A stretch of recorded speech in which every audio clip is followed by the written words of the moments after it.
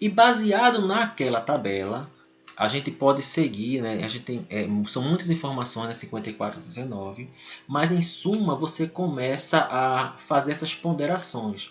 Você começa a descobrir qual o risco que eu tenho para perdas ou danos em vidas humanas. Qual o risco que eu tenho de perdas no serviço público. Qual o risco que eu tenho referente à perda de patrimônio. E nisso eu vou chegar a um número, baseado nas tabelas que tem na 5419, parte 2. E esse número eu vou comparar com o maior risco que eu posso tolerar, um nível que já está lá escrito. Se esse risco der maior do que eu posso tolerar, aí eu tenho que colocar uma proteção contra a descarga atmosférica. Pode ser um SPDA ou pode ser um protetor de surto. Mas como é que eu faço isso? Eu volto à minha conta. No local onde eu escrevi lá, que se pergunta, tem proteção contra a descarga atmosférica? Eu botei não.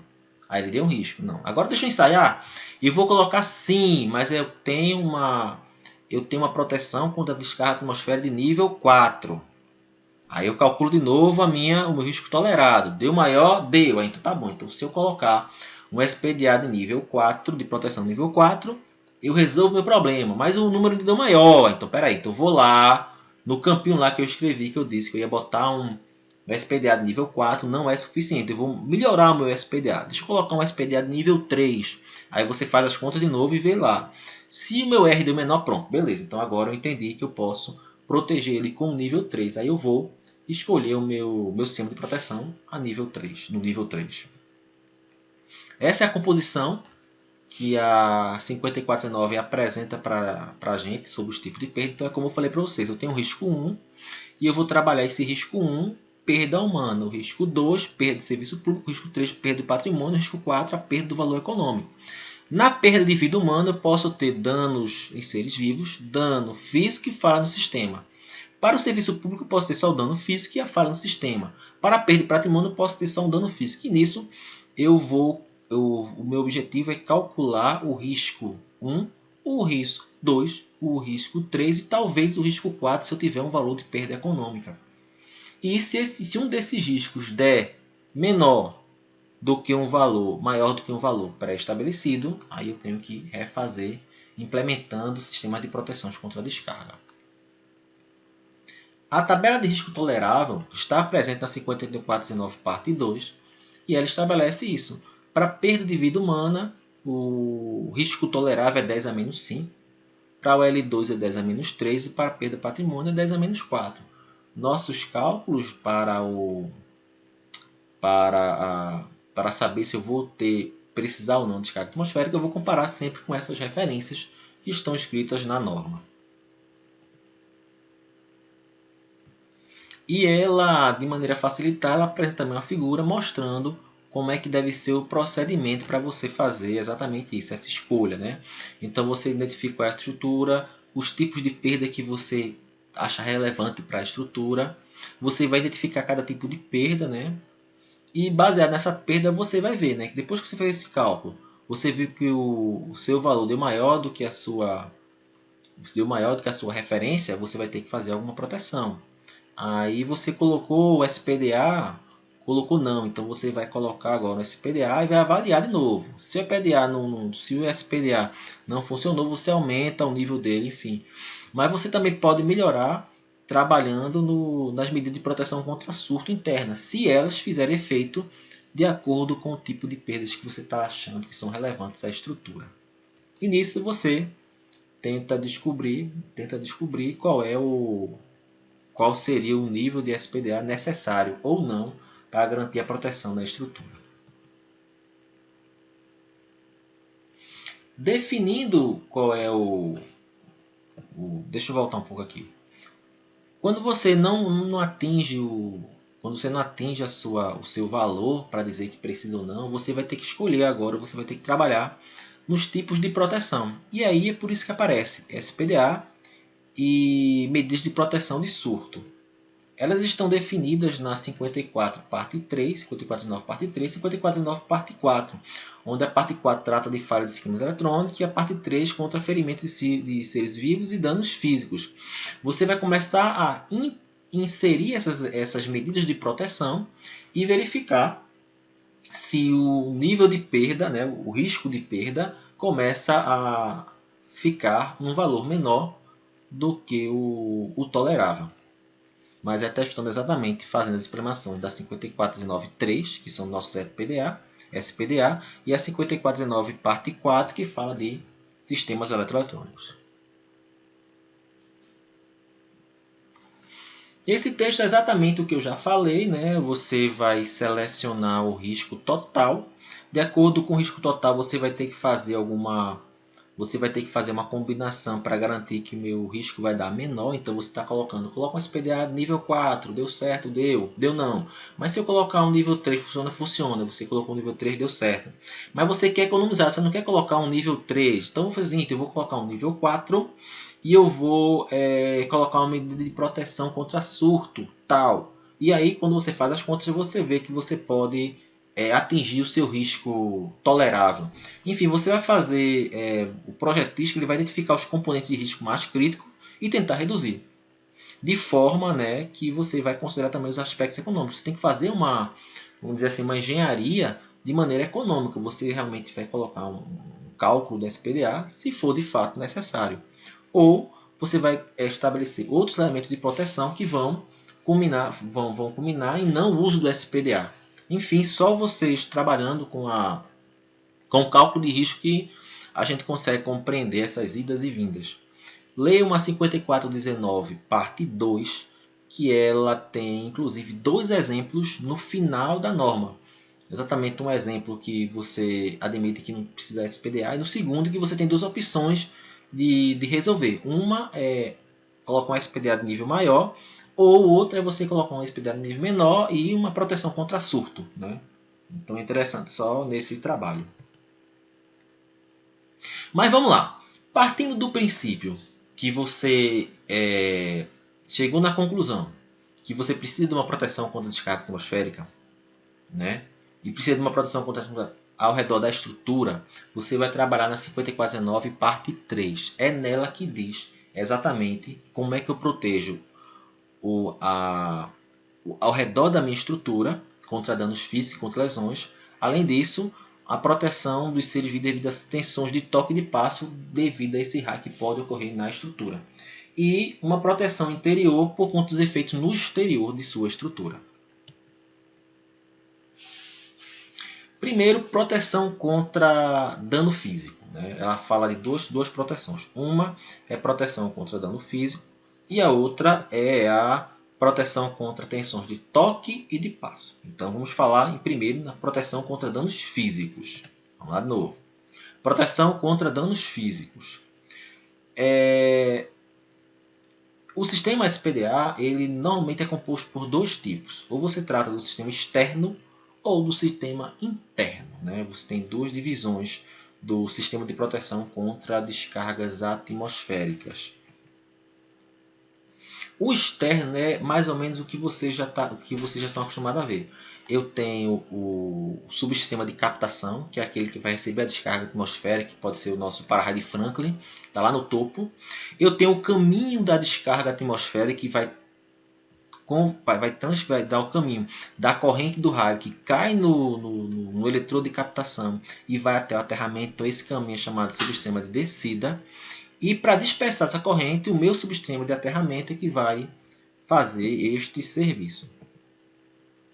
Referente ao interno, o SPDA interno ele é destinado somente a reduzir os riscos com centelhamento perigosos dentro do volume de proteção.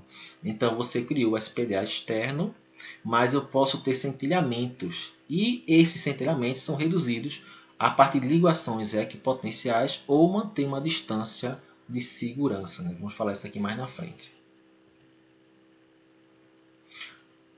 Proteção contra passo e toque. Nesse outro ponto que a norma trata sobre esses riscos, o que é que a gente tem que fazer? O que é que ela pede? A gente vai tentar reduzir a corrente elétrica que flui pelos seres vivos. Como? Isolando as partes condutoras ou aumentando a resistividade superficial do solo. Então, é fundamental a gente ter falado de aterramento, porque vocês compreendem o que é a resistividade superficial do solo. E a tensão de toque de passo também através de barreiras físicas ou avisos de advertência. Basicamente, ela trabalha nisso, né? Você vai ter que aumentar a resistividade e você vai ter que garantir que o cara não vai pôr a mão naquele negócio, naquele troço, naquele condutor. Classe de SPDA. Quando a gente está descobrindo o risco, calculando o risco para saber se a gente vai precisar do SPDA ou não, no cálculo do risco, ele estabelece níveis de proteção, que podem ser nível 4, 3, 2 e 1.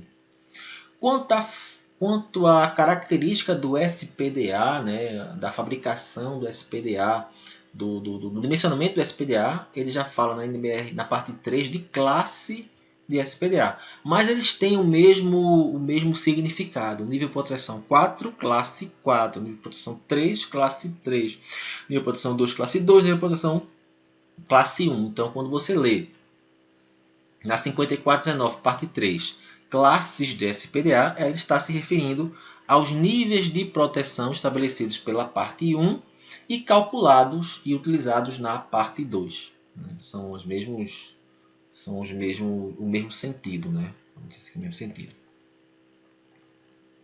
Aí o que é que depende da classe SPDA? Para que eu escolho classe 1, 2, 3 e 4?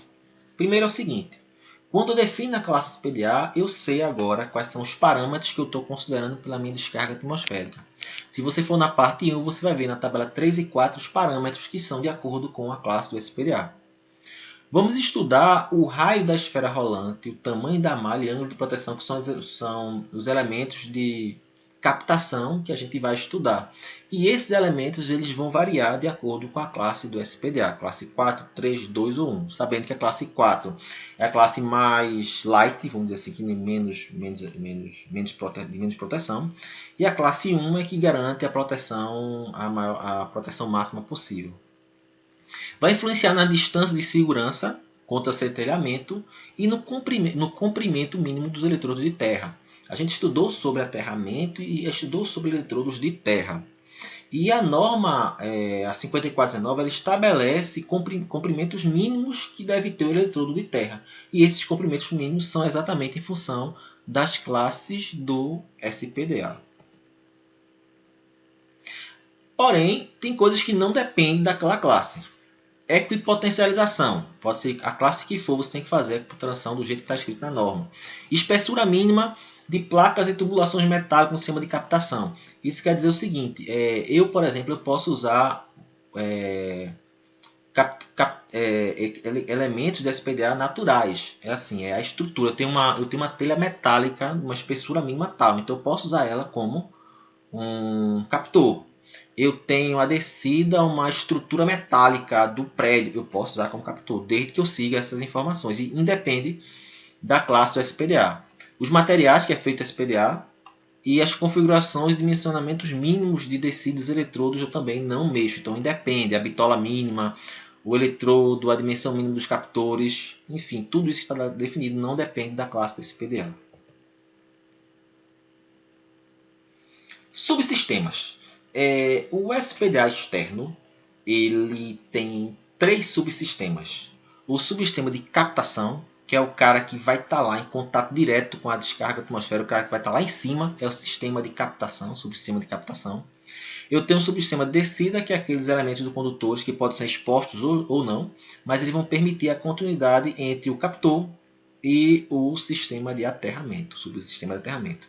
E o subsistema de aterramento é o cara que vai ser responsável pela dispersão das correntes elétricas no solo. Né? No final, eu preciso dele para escoar as correntes do raio.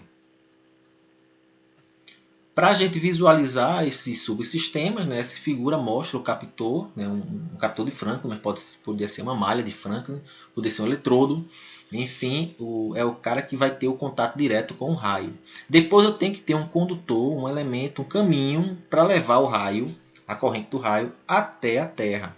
Esse caminho são chamados de condutores de descida ou condutores de interligação. Então, isso aqui é o subsistema de descida. E, por fim, eu conecto no meu aterramento, sistema de aterramento. Aquilo que eu falei para vocês, condutores naturais e condutores não naturais. O que quer dizer isso? Eu posso projetar meu SPDA usando parte da estrutura ou não usando ela. Parte da estrutura é usar o pilar, eu usar o telhado, né, eu usar a lateral metálica dele, né, é usar elementos que não foram feitos, não foram dimensionados para serem SPDA, mas eles fazem parte da estrutura, então são condutores naturais. Os condutores não naturais são exatamente aqueles que nós colocamos a mais na minha estrutura, como o eletrodo que desce, né, o aterramento, o captor, né, tudo que não faz parte da estrutura que eu estou colocando, eu chamo de condutores não naturais. Nessa minha apresentação, eu vou falar basicamente de condutores não naturais. Condutores naturais tem uma baixa ler a parte da norma e ele vai falar exatamente as condições mínimas para você utilizar um telhado como condutor natural. Ele tem que ter uma espessura mínima de tanto, tem que ter material feito de no mínimo tanto, enfim, para uso dos condutores naturais. Mas basicamente eu vou falar aqui sobre condutores, sobre materiais condutores não naturais.